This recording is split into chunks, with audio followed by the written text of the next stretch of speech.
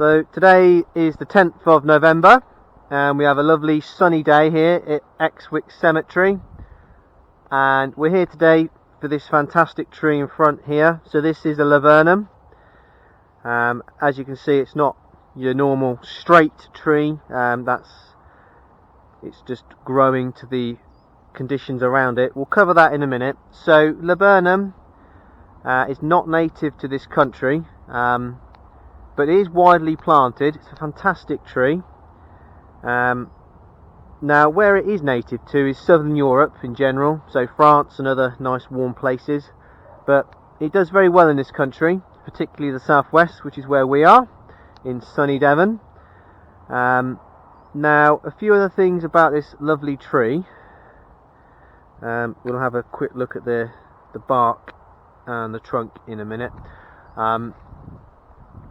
It is a poisonous tree, so a lot of people, when they hear the word laburnum, automatically think this is some horrible deadly tree. And yes, it's poisonous, but that doesn't mean it shouldn't be planted. It just needs to be planted sensibly. So all parts of this tree are poisonous: the roots, the trunk, the bark, branches, twigs, leaves, seed pods, flowers, everything.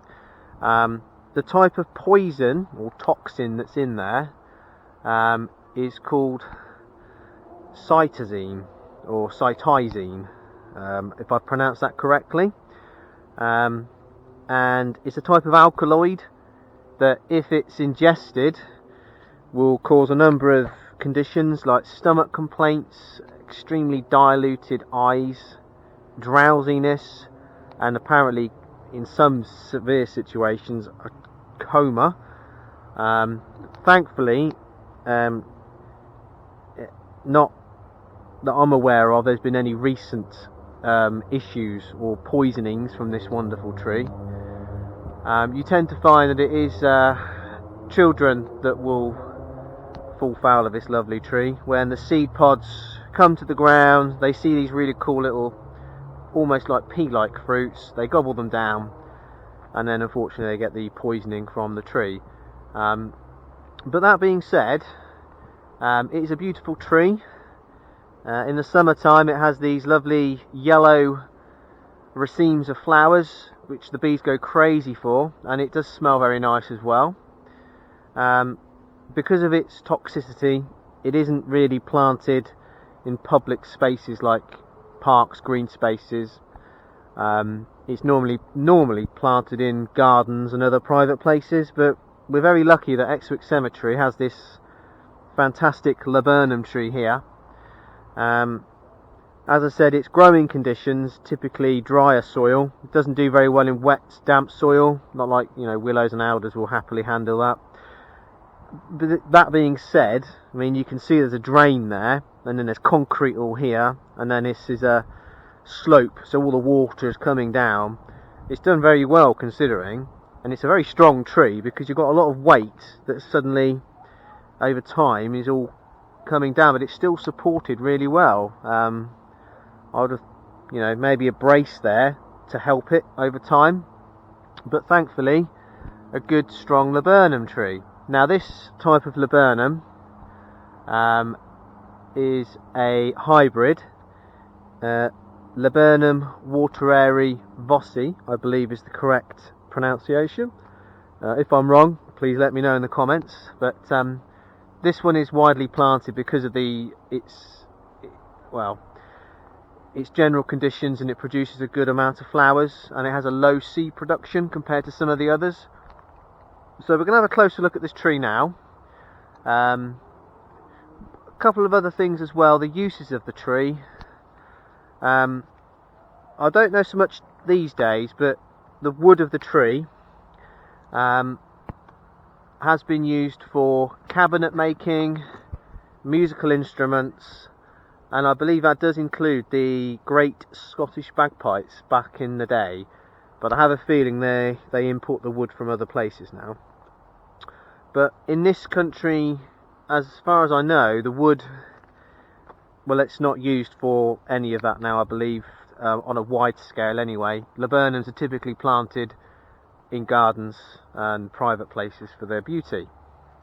Now if you were to cut this tree, again I wouldn't want to do that, but if you did and saw all the lovely rings that you normally see with a tree, you would have in the centre the heartwood would be really dark, really almost black, and then the sapwood, the outsider part, is very creamy, very white yellow almost.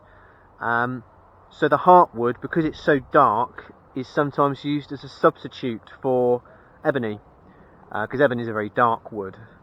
So anyway, we're going to start looking at other parts of the tree. I do appreciate the sun, as beautiful as it is coming right here, so I'm going to try and move myself behind there, which I'll do that now. So again, you can see, I mean, it looks straight here now when you're looking down, but it's only when you're at the other side. So the trunk, and then we've got the bark. So what we'll do, so you can hopefully see the bark a bit easier, is with a magnifying glass, you can probably see there's really lovely, almost like little orange diamonds, aren't they? They're very pretty.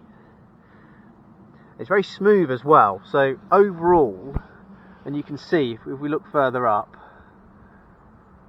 there's no point doing it there, but further up, and all the flies on there sunbathing. But yeah, the bark is typically very smooth. It's only as you sort of get further down this lovely tree it starts to become quite rough.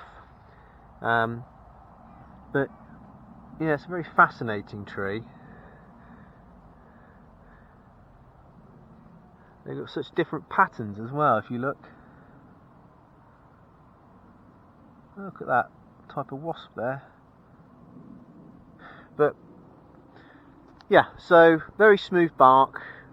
Characteristics of these lovely little orange type diamonds scattered across the bark of the tree.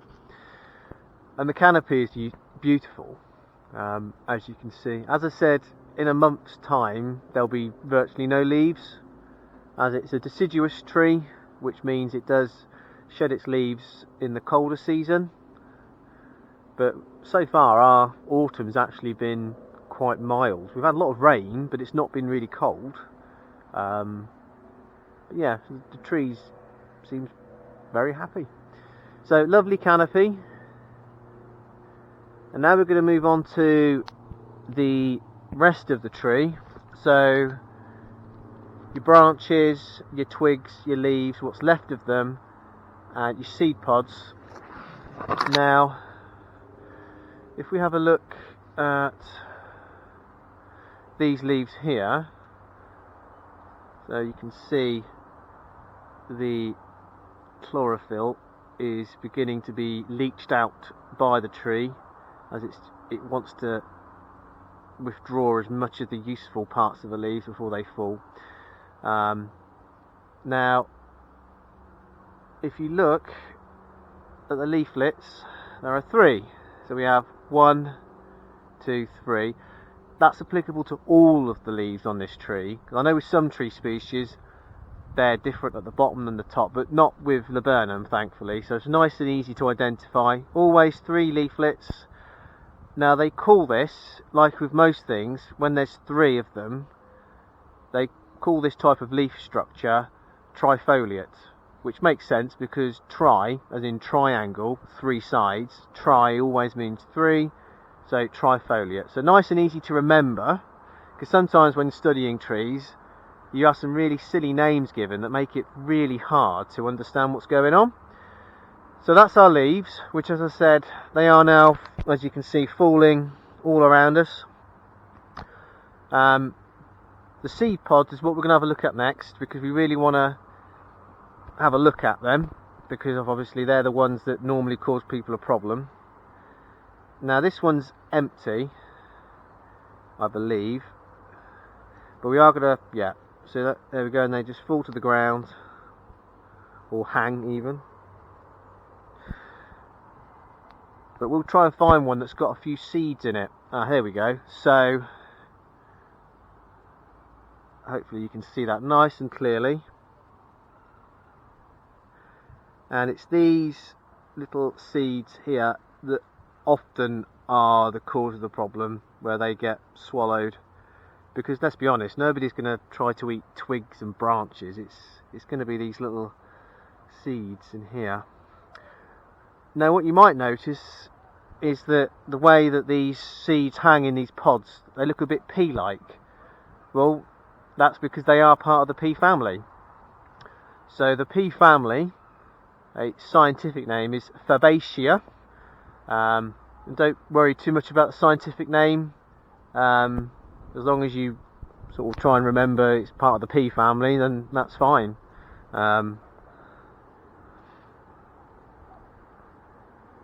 And then the other part we want to have a look at, let's have a look here. It's lovely, isn't it? Right, we need to have a look at the buds next. So if we can find some really good buds to look at. This is perfect. So here, I'm hoping the magnifying glass is doing the job, or I'm holding it right. But you see these lovely buds.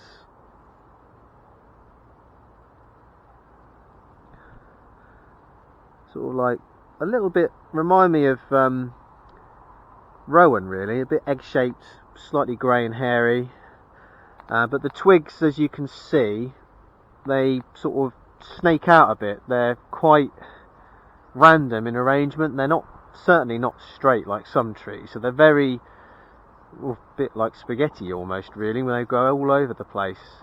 So that's the structure of your tree. So we'll have another look around here. I'll just put my magnifying glass away.